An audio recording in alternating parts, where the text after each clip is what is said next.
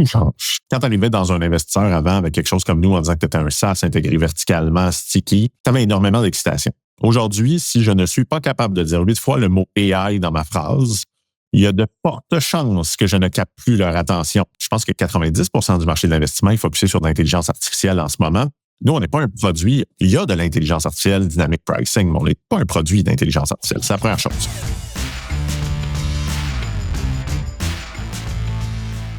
Donc, on est de retour sur le podcast Hyper Croissance en mode discussion d'affaires et j'ai la chance aujourd'hui d'être accompagné d'une personne que j'apprécie grandement, Dominique Gagnon de Connect & Go, qui est venu plusieurs fois sur le podcast, qui est venu d'ailleurs l'année dernière sur nos panels d'Hyper Croissance. Et on va parler aujourd'hui d'un sujet qu'il connaît beaucoup, qu'il affectionne beaucoup également, le SaaS. Dominique, avant toute chose, comment ça va aujourd'hui? Ça va vite. On s'en parle un petit peu avant l'entrevue. Ça va compliquer aussi. Moi, j'ai pas fait le choix d'être bootstrap, donc certains défis en ce moment liés, entre autres, avec le marché, avec les valorisations, avec une levée de fonds et différentes discussions. Donc, en bonne réflexion, je dirais, en ce moment, sur l'avenir de Connect & Go, sur l'avenir du SaaS, puis comment on va traverser cette période-là qui est un peu, ça fait une bonne introduction, un peu un creux. Pour être très, très franc, dans le monde du SaaS, on sent vraiment aujourd'hui qu'il y a un hécatombe de nombre de SaaS qui sont en train de tomber au combat, de faire des down rounds, de devoir faire des layoffs massifs. On a la chance chez Connect & Go de pas être dans cette posture-là. Et on a une réflexion à dire comment le marché va se comporter puis comment on s'adapte, surtout quand on est financé en capitaux de risque. Et bon, peut-être, si tu peux juste nous donner encore plus de contexte, vous êtes rendu où à peu près là, dans votre évolution Connect & Go en termes de taille d'entreprise, en termes de revenus, sur ce que tu peux et ce que tu ne peux pas divulguer, bien entendu, juste pour qu'on soit capable de bien situer les gens qui nous écoutent, qui sont dans le domaine technologique et qui soient capables de comprendre où est-ce que vous êtes. On est parti en zéro en 2020, fait qu'un chiffre d'affaires là, en bas d'1 million en pleine pandémie. On s'en rappelle, si les gens veulent réécouter les podcasts, là, un pivot complet dans un nouveau marché avec une nouvelle technologie. On a surpassé, qui est une des barrières les plus importantes dans le SaaS, qui est le 10 millions. Donc, cette année, cet surpassement-là du 10 millions te change réellement de ligue. Il y a vraiment des ligues. Puis surtout, le problème, par contre, c'est qu'on est à 10 millions canadiens, qu'on surpasse un peu aujourd'hui. Puis la vraie ligue, c'est le 10 millions US, qui te change en termes aussi de type d'investisseurs ou type d'acquéreurs potentiels à ce moment-là. À peu près 60 personnes présentes dans peut-être aujourd'hui une dizaine de pays, réalisant un peu plus d'1 demi-milliard de volume de transactions sur nos plateformes avec l'objectif qu'on avait en tête de finir à 1 milliard en 2026, qui était quand même bien aligné à ce moment pour s'atteindre. Donc, pendant qu'on se parle, on fait probablement, là tu vois, c'est vendredi. Selon moi, aujourd'hui, on va peut-être faire 7, 8, 10 millions de volume de transactions qui transigent par nos systèmes. Assez impressionnant. Et bon, c'est important également de le mentionner que vous avez un modèle sur un nombre de clients qui n'est pas tellement élevé, mais qui vont rentrer avec vous pendant très longtemps. Et ça, c'est un modèle qui est important de bien dissocier parce que des fois, tu peux avoir des modèles, comme on discutait juste avant l'entretien, de volume, de produits technologiques, quasiment d'applications, qu'on pourrait dire ainsi. Et toi, le modèle, il est différent. Tu deviens essentiel, primordial aux opérations des entreprises avec lesquelles tu travailles, là. C'est ce qu'on appelle un SaaS intégré verticalement. Fait qu'il y a évidemment là, un vertical SaaS dans le milieu et on est ce qu'on appelle enterprise. Donc, ce que ça veut dire, c'est que nous, un client moyen, généralement, va rapporter entre 100 et 150 000 de revenus récurrents par année. On a certains clients qui sont à 750 000 par année et le plus gros client de Connect & Go aujourd'hui paye un peu plus d'1 million de dollars par année en termes de récurrents uniquement sur cette portion-là. Donc, évidemment, quand tu es un vertical SaaS, c'est très différent d'être un high volume. On a des compétiteurs aujourd'hui qui ont à peu près le même produit que nous. Sincèrement, au final, là, mon produit, 150 000, leur produit, 20 000 par année. Et je devrais peut-être pas le dire, mais au moins c'est en français, je vais pas me mettre dans le trouble. C'est vraiment pas loin de ce qu'on fait pour 6 à 7 fois moins cher. Pourquoi? Parce qu'eux, par contre, ils n'ont pas le support gant blanc. Ils n'ont pas une équipe de déploiement qui vont aller sur site. Ils n'ont pas une équipe de services professionnels qui accepte de faire du développement, des intégrations avec des systèmes tiers pour amener une intégration qui est plus puissante.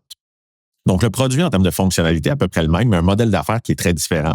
Ce compétiteur-là, aujourd'hui, pour faire à peu près le double de mon chiffre d'affaires, a 3 000 clients. J'en ai en deçà de 100. Donc, on voit en termes de volume, ils sont sur du très, très haut volume. Ils ressemblent plus à un Lightspeed, par exemple, qu'à nous, on se compare souvent à un SAP, à un ERP ou des solutions qui sont beaucoup plus complexes, mais qui sont extrêmement sticky. Parce qu'une fois que je suis rentré, moi, chez un client, 5, 10, 15 ans de LTV. LTV, pour les gens qui ne savent pas c'est quoi, c'est la durée de ton contrat et la valeur de ce contrat-là. Et dans votre modèle d'affaires, au moment où on se parle, bien entendu, des revenus récurrents, on est capable de le comprendre, mais avec une approche autant gant blanc, comme tu l'as mentionné, avec des factures moyennes qui sont assez élevées, est-ce que vous arrivez des fois quasiment à faire des prestations ponctuelles si vous allez sur le site même du client ou c'est intégré à la base même des revenus récurrents qui vous payent mensuellement? La majorité des compagnies enterprise ont ce qu'on appelle des services professionnels. Ouais. Donc, le service professionnel, par exemple, nous, quand on déploie un nouveau site, donc il faut aller sur place, il faut le déployer, il y a souvent un frais qui va tourner entre 15 000 et 40 000. C'est vraiment pas énorme. Généralement, cette ligne d'affaires-là vise à être break-even pour faire un 30 de marge à peu près, et qui permet vraiment de payer pour ces services-là. Par la suite, on a parfois des services professionnels de développement. Par exemple, un client dit, ben moi, j'utilise tel système comptable. Est-ce qu'on pourrait s'intégrer avec ce système comptable-là? C'est des choses qu'on peut regarder et qu'on fait. On essaie d'avoir évidemment le défi de tout SaaS au monde, c'est le roadmap. Notre roadmap est plein pour les 18 prochains mois. Donc, il y a de la priorisation toujours à faire, mais on a une petite équipe qui est capable d'accommoder des clients et de faire du développement qui n'est pas sur mesure. Nous, ce qu'on veut pas, c'est faire du custom. C'est vraiment de développer des fonctionnalités qui vont servir à tous les clients, mais qui vont être priorisées par une demande. Donc, on a évidemment ce type de revenus-là. On a les revenus récurrents, puis on a aussi ce qu'on appelle les revenus de paiement, qui est une grande tendance dans le monde du SaaS, c'est que les gens sous-estiment. C'est qu'avant le modèle SaaS, généralement, on utilisait des Stripe, on utilisait des Square pour se faire payer, puis on recevait une petite commission. Aujourd'hui, avec des solutions d'embed payments comme Adyen, qui est une des plus grandes plateformes aujourd'hui, on peut devenir un processeur de paiement. Donc, on peut nous-mêmes faire transiger le paiement et négocier nos marges et vraiment capturer aussi cette ligne de revenus-là, qui est là une ligne de revenus de volume, parce qu'on fait justement à peu près un demi-milliard, mais sur lequel la marge, évidemment, est beaucoup plus petite. Intéressant. Bon, tu as mentionné un truc qui était assez fascinant au début du podcast. Les choses changent en SaaS. Donc, la question que je vais te poser, qu'est-ce qui change en SaaS en 2025? Tout change.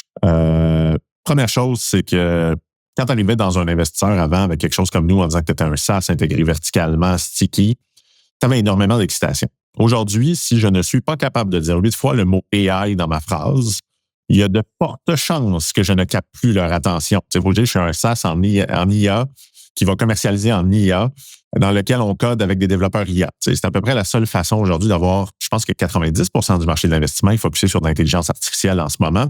Nous, on n'est pas un produit. Il y a de l'intelligence artificielle, dynamic pricing, mais on n'est pas un produit d'intelligence artificielle. C'est la première chose. La deuxième chose, le marché a changé dans 6 mois. On était dans un marché où la croissance était ce qui était pratiquement le seul critère valorisé. On te demandait, c'est quoi ton growth rate? Es-tu capable de doubler? Es-tu capable de doubler? Puis, on n'attirait pas beaucoup l'attention sur le bottom line. Tu sais, la réalité de perdre de l'argent, si ça tenait un peu la route, par exemple, de dire, ben OK, tu vas avoir un payback en 3 ans, les gens étaient prêts à prendre ce risque-là. Et ce que les investisseurs ont demandé au marché, parce que la valorisation a baissé, mais le changement aussi des paradigmes est arrivé, c'est qu'aujourd'hui, tu te dois à la fois d'avoir une croissance importante, au-delà de 40 pour être considéré comme un high growth dans le monde du SaaS, mais tu dois aussi d'être proche d'être profitable au break-even si tu veux aller chercher le moindre capital dans le marché.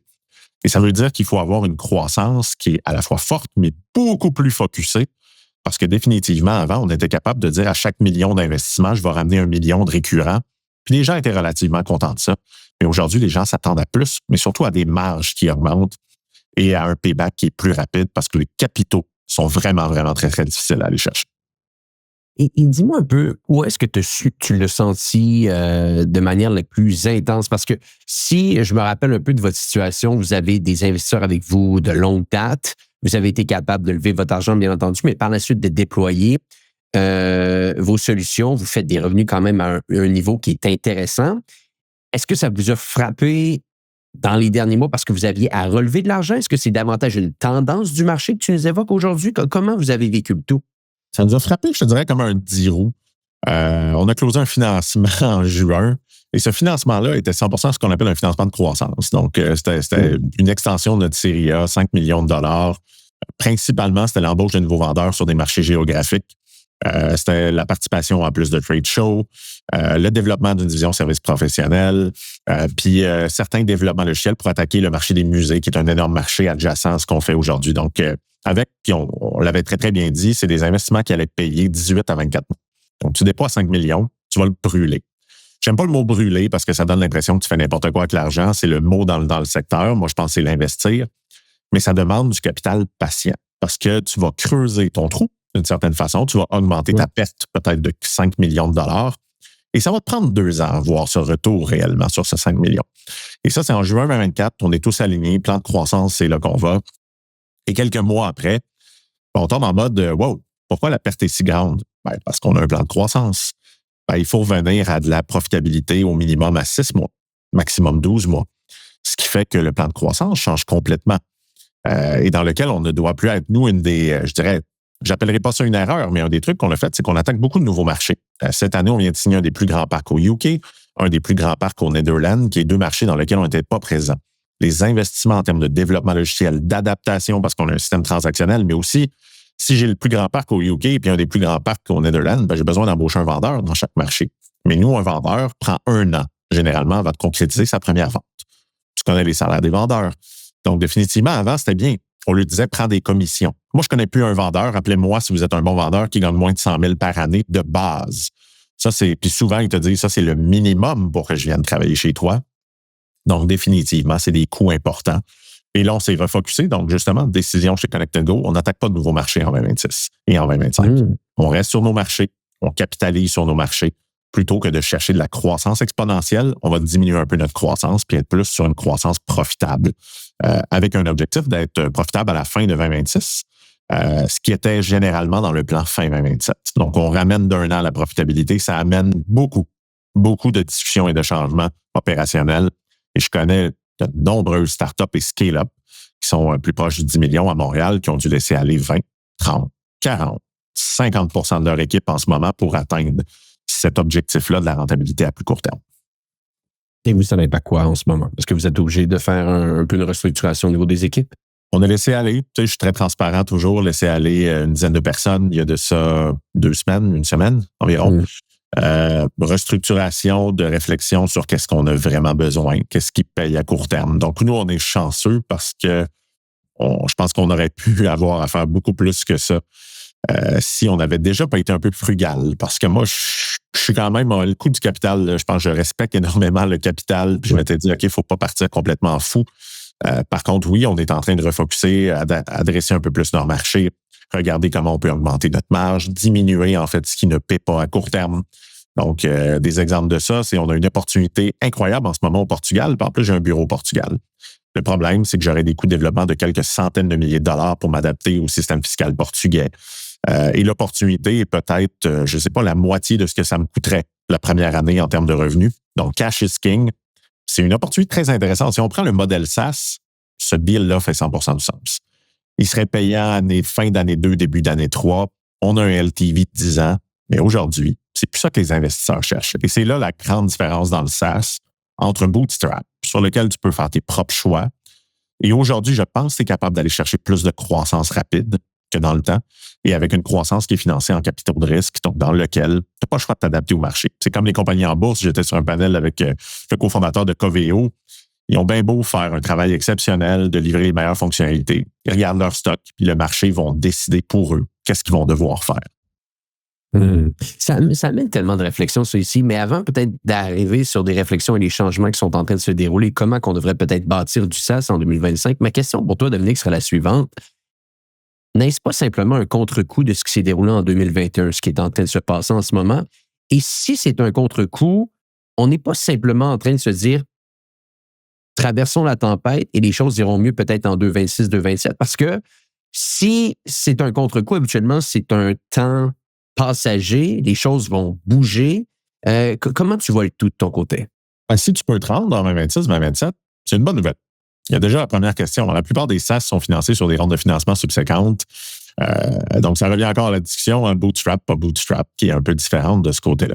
La deuxième chose, c'est que je ne suis pas tout à fait d'accord avec toi. Oui, c'est un contre-coup. Le monde change. Et le monde change à une vitesse incroyable et profonde. La réalité, ce qui vous a peut-être pris 3 ans à développer comme SaaS peut prendre 3 mois aujourd'hui. Et on en discutait avant. Selon moi, les compétences aujourd'hui les plus grandes vont être des compétences de go-to-market, vont être des compétences de mise en marché et de stickiness, de comment ton SaaS devient imbriqué. Je donne un exemple. Je fais ma réduction de coûts. Je regarde l'entièreté de mes lignes de coûts. Slack, ça coûte donc bien cher, Slack. Ça n'a pas de maudit bon sens. Je pense qu'on paye 50 000 par année pour Slack. Mais c'est sticky. Il n'y a personne dans mes équipes. Quand j'ai dit, on a-tu besoin de Slack? Tout le monde te regarde, puis enlève-moi Slack, je m'en vais. C'est ça dans notre entreprise avec des ingénieurs. Ça, c'est un SaaS parfait parce que c'est assez cher, ce qui veut dire des excellentes marges, mais en plus, c'est sticky, c'est imbriqué dans nos opérations. Et demain matin, si tu lances une plateforme comme tu me parlais, Antoine, puis que très, très rapidement, les gens se rendent compte que ChatGPT, avec 3-4 commandes, va être capable de faire les mêmes rapports que vous proposez. Ben, t'as bien beau être bien, bien bon. T'as bien beau être bon en go-to-market, tu vas très, très rapidement être dépassé par des solutions moins chères, plus performantes ou plus faciles. Donc, pour moi, il y a quand même un rechangement en ce moment sur à quel point tu es capable de développer de la technologie un peu plus complexe. Moi, je crois beaucoup au deep tech en ce moment, des trucs qui sont plus profonds, ou de faire des quick wins. Moi, je pense qu'ils vont avoir des super belles business, comme Lovable, comme certaines, qui vont faire 0, 10, 20, 30 millions d'ARR en 2-3 ans, qui vont faire un exit incroyable, qui vont peut-être être morts 3-4 ans après. Mais je pense que pour des entrepreneurs, moi, je vois ça comme des flips immobiliers en ce moment, le SaaS. Il y a des opportunités de faire des trucs rapides dans lesquels tu es capable d'avoir des belles tractions ou d'avoir des super profits. Payons-nous des dividendes pour la première fois en tant qu'entrepreneur SaaS. Je pense que ça ferait du bien. Mais je ne sais pas à quel point ça va durer longtemps dans un marché qui est extrêmement changeant. Donc, juste pour revenir un petit peu à ça, parce que là, ça rouvre une porte qui est quand même assez intéressante, Dominique, ici, dans un contexte où est-ce que, effectivement, la technologie, essentiellement, peut, dans la plupart des cas, devenir une commodité et que un de tes seuls moteurs de différenciation devient un petit peu, on pourrait dire, tes actifs numériques, ta distribution, ta stratégie go-to-market. Est-ce qu'on n'est pas en train de se dire, dans ce cas-là, si tu crées du produit SaaS en 2025, c'est pas mal plus intelligent de le faire bootstrap parce qu'au moins, tu es capable de contrôler davantage le risque? Encore une fois, il y a une question de vitesse. Donc, la réponse est toujours oui et non. La réponse, c'est, on a dit la même chose, il y a un go-to-market qui est très important pour capturer le marché, surtout si vous êtes capable de signer des ententes un peu plus long terme. Moi, je pense que les SaaS vont de plus en plus vraiment essayer d'aller chercher des contrats d'1 an versus du paiement mensuel. Le problème, c'est encore une fois, bootstrap veut dire peu de moyens. Peu de moyens veut dire de la patience. La patience veut dire 1 an, 2 ans avant de commencer à avoir de la croissance. Est-ce que le marché aujourd'hui a cette patience-là? Et là, je ne parle pas du marché financier. Je parle de votre capacité à faire lever le SaaS et à ne pas être dépassé. Donc, c'est là où je me questionne parce que si tu fais un SaaS bootstrap et que tu commences à avoir des revenus, comme tu as dit, 2 000, 3 000, 4 000 $ par mois, puis ça y va doucement, c'est très, très facile pour quelqu'un de plus financé à côté d'arriver rapidement et de capturer l'entièreté du marché. Donc, pour moi, on revient toujours à quelque chose, puis c'est des ratios. Le Rules of 40, qui est l'aspect de dire il faut que ta croissance avec ta profitabilité fasse du sens. Le CAC payback, le LTV sur CAC. Il y a énormément de métriques SaaS qui font encore du sens, c'est juste qu'ils se raffermissent. Ils deviennent un petit peu plus impatients. Donc, je continue de penser qu'on a besoin de capitaux pour aller plus vite. Et ça dépend des ambitions. Il n'y a pas beaucoup de gens qui vont faire des work leap. Il faut arrêter de penser à ça. Le work leap, pour moi, c'est quelque chose qui sort de l'ordinaire. C'est magnifique, mais ce n'est pas le modèle standard. Et ils ont eu la chance, et je ne crois pas beaucoup à la chance, mais ils ont été au bon timing avec le bon produit. Puis Simon l'a fait sur ton podcast, dans plein de podcasts, avec moi aussi sur Les Dérangeants, ou même lui le dit, bon endroit au bon moment. C'était pas parti comme ça au départ. Mais la réalité, c'est que la plupart des business aujourd'hui ont besoin de capitaux pour aller plus rapidement. Donc, il y a des cas, encore une fois, des Lovable, là, je pense Bootstrap, 14 employés, 10 millions d'ARR en l'espace de quelques mois. Faut arrêter, par contre, de penser que c'est ça, la réalité. La réalité, c'est aujourd'hui, on doit faire un SaaS plus rapidement. L'IA nous permet de le développer plus rapidement. On doit le commercialiser beaucoup plus tôt, beaucoup plus rapidement. Ou on doit faire quelque chose de très complexe. Puzzle Medical Device, qui viennent de lever, je pense, une 40aine de millions, qui font des cœurs, grosso modo, artificiels dans de la deep tech, du medtech, des compagnies qui vont vraiment amener des produits qui sont ultra sophistiqués, imbriqués dans vos opérations. Selon moi, là, il y a énormément d'avenir. Par contre, des nouveaux produits SaaS, avec l'IA, j'en vois une 30aine par semaine qui sort. Ils sont sincèrement tous intéressants. C'est une game de go-to-market. Mais le problème, c'est que quand tu es mensuel, moi, je me suis désabonné, je pense, cette semaine de 10 outils et réabonné à 8. Donc, les cohortes de churn et tout, là, ça aussi, ça va être un défi. Donc, en 2025, tu auras à te lancer. Est-ce que tu miserais davantage peut-être sur une structure, peut-être de développer un go-to-market, de développer une présence avant de uniquement focusser sur la tech? Est-ce que tu fais les deux simultanément? Est-ce qu'avant, tu mettais peut-être davantage de temps sur la tech, maintenant, tu en mettrais plus sur le go-to-market? Tu auras à te remettre là, dans les souliers du fondateur en 2025. Comment tu approches les tout? C'est clairement les compétences en go-to-market sont les compétences numéro 1 à développer. Ça, pour moi, c'est clair, net et précis, avec vraiment une mentalité. Puis je ne sais pas si tu as entendu parler de Vasco, la compagnie de Guillaume Jacquet, qui est un bon ami. Je pense qu'on s'en va là, la scientificisation. Il est dur, mon mot, il est très, très long, mais de rendre scientifique le go-to-market, pour moi, les compétences sont là, puis c'est les compétences qu'on n'a pas au Québec. C'est les compétences qu'on n'a pas au Canada. C'est des compétences qui sont fortes en Amérique, qui sont fortes aux États-Unis, qui sont très, très mauvaises. En Europe aussi, le go-to-market, c'est pas une grande force. On a beaucoup, beaucoup à investir à l'intérieur de ça. La technologie est importante, mais n'est plus cruciale du fait qu'elle est plus facile à développer. Et c'est pour moi, l'autre métier, c'est qu'on va remplacer la majorité des développeurs par des gens de produits. Donc, comment, justement, on est capable de développer des produits qui sont vraiment sticky, des produits qui servent vraiment les gens, qui changent réellement leur façon d'opérer ou de fonctionner. Moi, je pense qu'il y a énormément de valeur si on est capable de régler des pain points profonds avec quelque chose qui est des quick wins assez rapides. Mais c'est là que j'irais. Mais pour te dire, moi, il y a de ça quelques mois, j'ai essayé de m'acheter un zoo. Fait que j'avais fait une offre pour acheter le parc Safari. Fait que je ne sais même pas. Et je suis très transparent. Est-ce qu'après Connect & Go, je vais continuer dans le monde du SaaS? Je commence à me poser des questions sur le marché, la vitesse à laquelle ça va. Et il y a des grosses réflexions sur des bouleversements. Moi, je pense qu'on va avoir beaucoup d'instabilité dans les 2 prochaines années. On fait une petite pause sur l'épisode en cours parce que je veux vous poser une question. Est-ce que, comme moi, les tarifs américains vous font peur? Eh bien oui, les tarifs sont maintenant à nos portes et on doit se retrousser les manches. On doit trouver des façons d'aller générer de la croissance malgré les bâtons qu'on se fait mettre dans les roues. Et c'est pour ça qu'aujourd'hui, je veux vous parler de Hello Darwin. Hello Darwin, c'est une organisation qui vous permet d'aller chercher toutes les subventions dont vous avez le droit. Et vous savez quoi? Des subventions concernant l'exportation, il y en a des tonnes au Canada. Il y en a une nouvelle Cannes Export qui revient sur le marché et l'équipe de Hello Darwin est capable de faire tout le travail administratif pour vous. Allez vous chercher l'argent, le mettre dans votre compte en banque et vous permettre de continuer à aller chercher cette croissance ou plutôt cette hyper-croissance. Et l'équipe de Hello Darwin est un partenaire depuis très longtemps maintenant du podcast. Et la raison pour laquelle on les aime autant, c'est qu'ils sont capables de vous trouver l'argent qui va être capable de vous permettre de débloquer la prochaine étape, la prochaine croissance, la prochaine expansion de votre organisation. Allez les voir au go.hellodarwin.com/hypercroissance et obtenez 10% de rabais en travaillant avec eux. Donc, je le répète, go.hellodarwin.com/hypercroissance. Et le plus beau dans tout ça, c'est qu'Hello Darwin vous garantit littéralement qu'ils vont être capables d'aller vous chercher l'argent en subvention. Et si ça ne fonctionne pas, ils vont vous rembourser ou vous payer la différence. Donc, c'est sans risque. Allez les voir, go.hellodarwin.com/hypercroissance. Ils font le travail pour vous pour aller vous chercher vos subventions et contrer ces fameux frais de douane. De retour à l'épisode en cours. Et parlons un petit peu de qu'est-ce que tu vois comme instabilité ici. Je serais curieux de t'entendre. Ben, la vitesse de l'IA. Tu sais, je pense que tout le monde qui croyait dans l'IA ne croyait pas que ça irait à cette vitesse-là. Tu sais, ça, définitivement, je pense à chaque semaine, il y a quelque chose et se tenir à jour devient un job à temps plein. Je sais que tu le fais beaucoup avec Joe. La réalité, moi, je ne sais pas, j'ai peut-être 2 heures par semaine pour regarder ça, mais j'ai l'impression que je suis complètement dépassé. Le marché, on a encore Donald Trump à la tête des États-Unis pour quelques années. Le marché va continuer de monter, de baisser. On est très dans le monde du SaaS et des valorisations basées sur le marché public. Donc, on voit, il n'y a pas énormément d'IPO dans le pipe, il y en a plus qu'il y en avait. De moins en moins d'acquisitions stratégiques, ça veut dire de moins en moins de fonds pour accélérer des SaaS. De plus en plus aussi de mots de tête et de complexité. SOC 2, niveau 2, réglementation, cybersécurité, cyberattaque.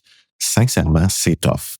Et c'est un milieu dans lequel, moi, je crois de plus en plus à un intérêt de retourner dans des entreprises un peu plus traditionnelles et surtout de faire des entreprises qu'on pourrait dire tech enablement, d'amener de la technologie dans ces entreprises-là.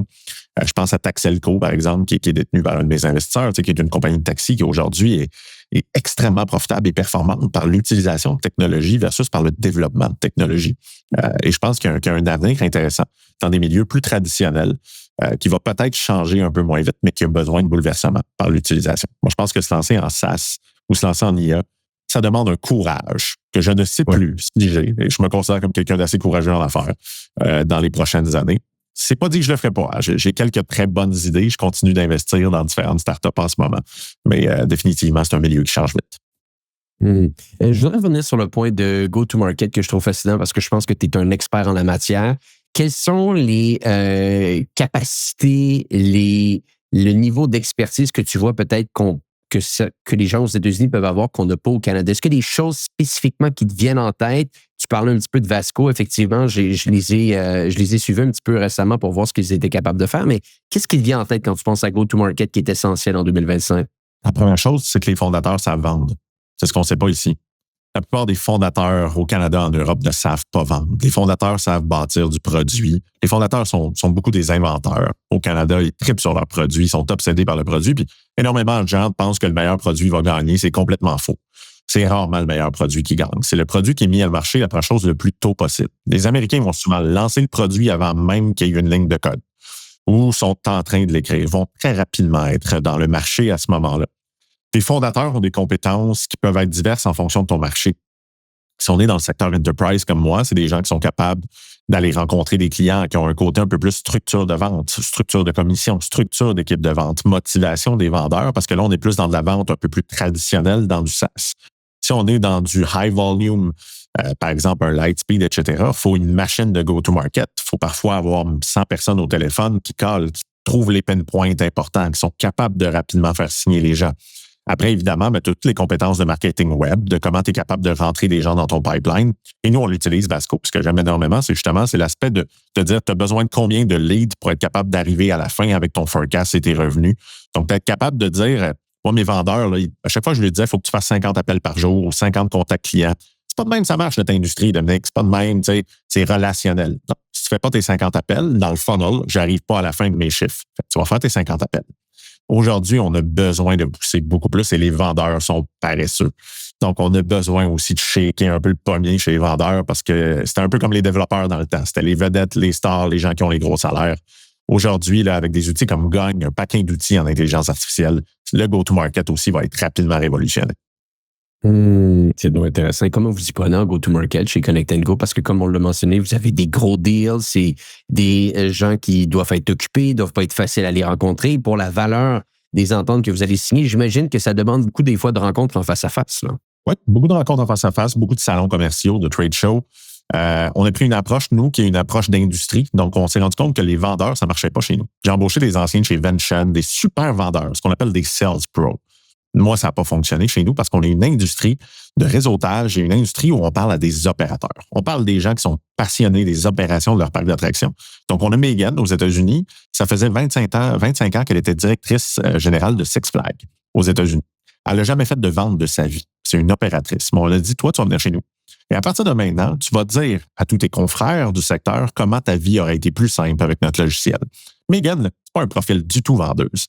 Mais c'est une des très, très bonnes vendeuses aujourd'hui parce qu'elle parle le même langage que les opérateurs. Elle est capable d'aller là. Donc, on a beaucoup de gens qui viennent de l'industrie, qui sont passionnés par cette industrie-là qui est importante. Beaucoup de relationnels et beaucoup de visites de sites. Je pense à Jean-Marc, qui est notre directeur commercial sur le marché européen, français en ce moment. Ben, la méthode, c'est qu'il se rend directement sur les parcs.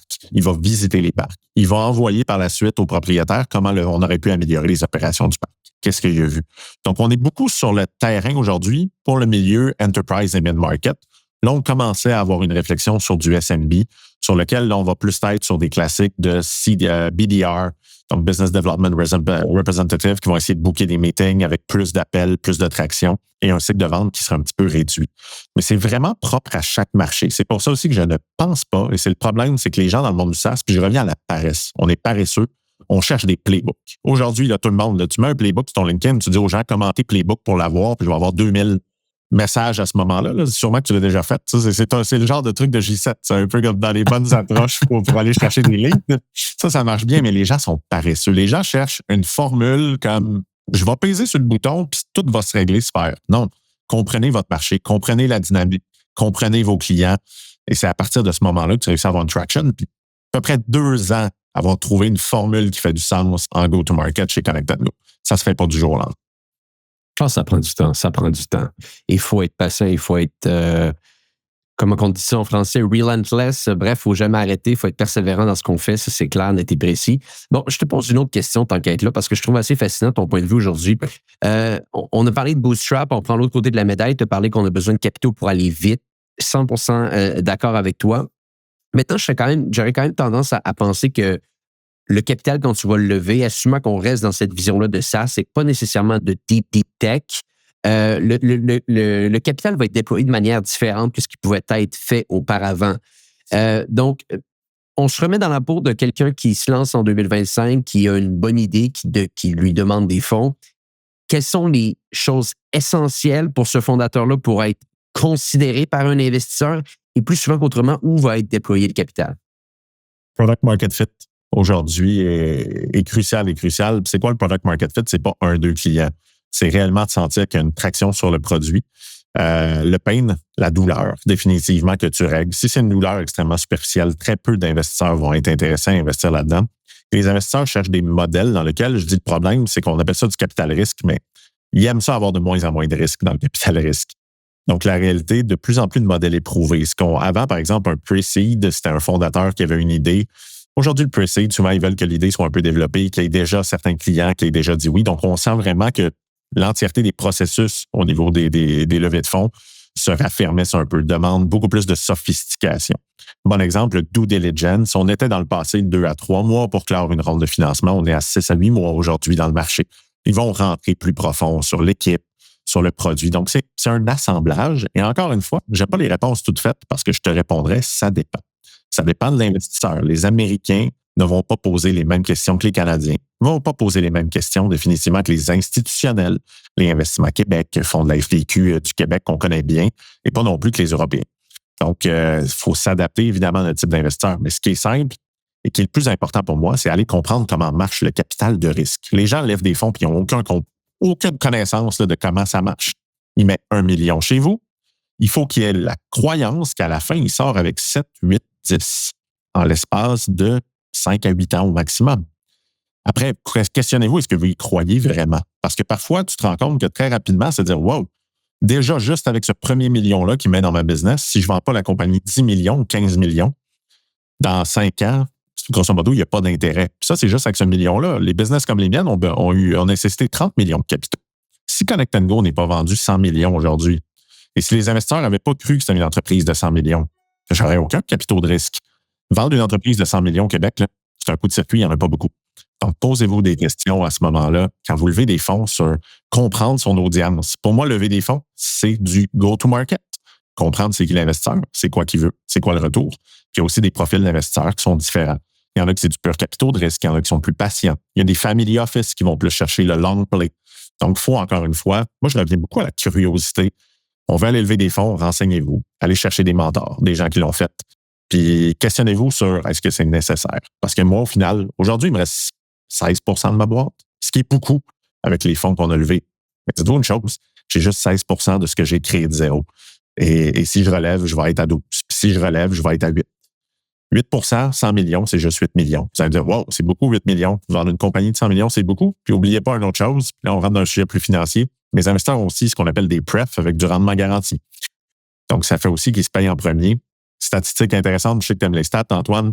80 des compagnies qui ont fait une série B en Europe, il y a 0 qui retourne au fondateur à l'exit. 80 80 Et ça, c'est un truc qui est tellement méconnu. J'en parlais récemment sur le podcast de penser, ça fait des journaux, ça fait les grandes lignes des ventes d'entreprise, mais combien de fois les fondateurs se retrouvent avec absolument rien? Parce que, essayons juste de décortiquer un petit peu ce que tu viens de mentionner, parce que peut-être tous les gens n'ont pas nécessairement compris. Les investisseurs, quand ils vont venir mettre de l'argent, s'il y a un événement de liquidité qui se met en place, ils vont être payés en premier, puis des fois, ils peuvent même mettre un facteur de multiplication là-dessus. Donc là, c'est là que ça vient littéralement mettre le fondateur avec peut-être des fois quasiment plus rien si la vente n'est pas un succès comme prévu, là. Je ne dirais pas peut-être des fois, je dirais dans la majorité des cas. Et c'est le problème, c'est que les fondateurs pensent beaucoup à la valorisation. Donc, je te donne un exemple, puis on terminera cet exemple-là, je pense qu'il va marquer les gens. Demain matin, votre investisseur met, je ne sais pas, 5 millions de dollars dans votre compagnie et prend ce qu'on appelle une préférence de liquidation avec 20 de rendement. Puis qui a juste pris, je ne sais pas, 10 de votre compagnie pour cet investissement-là. Dans 5 ans, grosso modo, son 5 millions aujourd'hui à 20 par année, c'est rendu 10 millions. Vous vendez votre entreprise 10 millions de dollars. Il possède 10 de l'entreprise, il reçoit 10 millions de dollars. Il ne reste plus rien pour personne parce qu'il est payé en premier avec le rendement garanti et s'il en reste, on commence à redistribuer. J'ai vu des structures dans lesquelles il y a des classes A, B, C, D, E, F, G. Le G se paye en premier. Ensuite, tu descends à l'autre, tu descends à l'autre. Et tu finis par réaliser que les chances que si t'es pas un unicorn, tu vas jamais revoir un sou. Et c'est une question comme fondateur qu'on doit se poser, de se dire, OK, est-ce qu'à un certain moment, ça vaut la peine que je continue de travailler pour ça? Ça, c'est une question que je me suis posée à un moment, de me dire, wow, si je fais tout ça pour retourner de l'argent à des venture cap qui n'ont pas réellement relevé leurs manches, qui n'ont pas réellement pris les risques avec moi, ben, il y a une question à se poser, de dire pourquoi je continue. Et souvent, les fondateurs ne le pensent pas parce qu'ils sont convaincus que c'est leur business. Quand tu es rendu à 10-12 %, c'est plus ta business. C'est votre business. Puis parfois, c'est de moins en moins la tienne. C'est une réflexion dans le SaaS. Puis je pense que les gens, l'autre sujet du go-to-market, les gens ne comprennent pas la finance. Et on doit comprendre la finance si on veut rentrer dans ce milieu-là. Et encore une fois, aujourd'hui, tu me dirais, est-ce que tu as envie d'être bootstrap? Oui. Aujourd'hui, c'est un peu plus tough avec mes investisseurs, je dirais bootstrap. Après, est-ce que je pense qu'on aurait pu faire ce qu'on a fait sans capitaux? 0% de chance. Impossible de faire ce qu'on aurait fait sans capitaux dans l'industrie dans laquelle on allait avec la complexité. Donc, la réponse, c'est jamais tout cuit dans le bec, c'est jamais un ou l'autre. C'est en fonction de ce que vous voulez faire, puis aussi de vos ambitions. Si vous n'avez pas le goût de créer un géant, allez pas en capitaux de risque. Non. Puis peut-être pour terminer là-dessus, par contre, est-ce que tu es d'accord de dire que bootstrap, impossible aujourd'hui, mais avec l'avancement technologique qu'on a aujourd'hui, tu aurais peut-être pu accomplir certaines choses avec moins de capitaux? 100%. Aujourd'hui, j'aurais pu le faire sans capitaux, mais ça n'existait pas à ce moment-là, ces trucs-là. Par contre, j'ai quand même juste $1 million par année à peu près d'investissement en cybersécurité, SOC 2, NF525, régulation. Il y a des barrières à l'entrée dans notre marché qui fait qu'en fait, il n'y avait pas eu dans notre secteur de start-up dans les 5 ou 6 dernières années qui s'était créé. Il n'y a jamais un parc d'attraction qui va te donner les opérations de ton parc si c'est une start-up. Parce qu'on s'entend, moi, si je fais faillite demain, là, j'ai 80 parcs à peu près qui sont plus capables d'ouvrir leurs portes. Plus capables d'ouvrir leurs portes, ça veut dire plus vendre de billets, plus vendre de restauration, plus vendre de boutiques. On me demande mon bilan financier, Antoine, quand je vais voir des clients. Peux-tu nous prouver que tu vas être en business dans les 2-3 prochaines années, 5 prochaines années? Ça, c'est le côté enterprise. Ça n'arrivera pas dans du SaaS à haut volume, à 200$ par mois. Mais oui, ça change très, très rapidement. Puis, définitivement, moi, je le dis, rester bootstrap le plus longtemps possible, c'est la bonne façon.